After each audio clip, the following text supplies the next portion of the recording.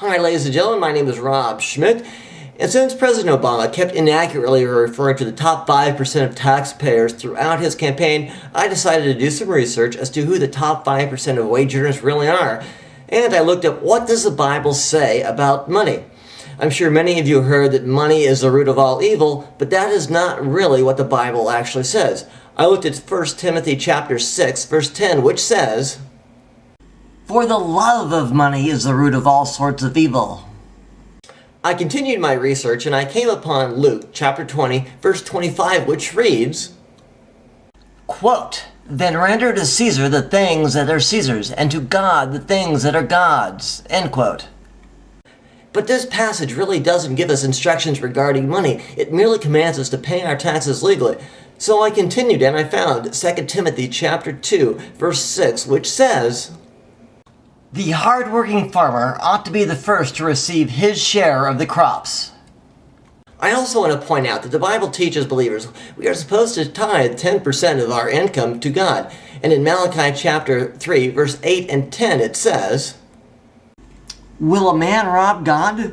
Yet you are robbing me. But you say, how have we robbed thee? In tithes and offerings.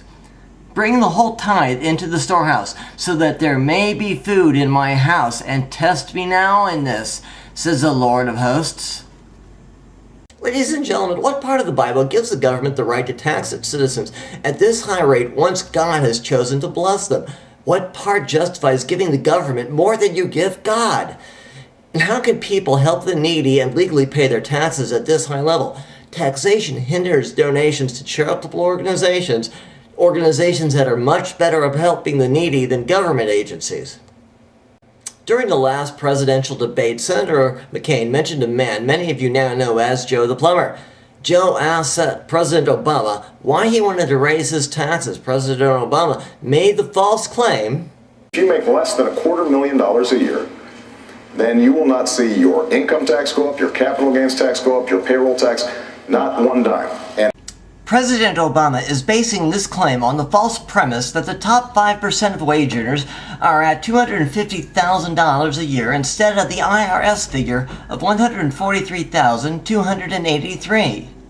That difference adds up to $33,778.26 in additional federal taxes for just one man, and that doesn't take into account state and local taxes and charges.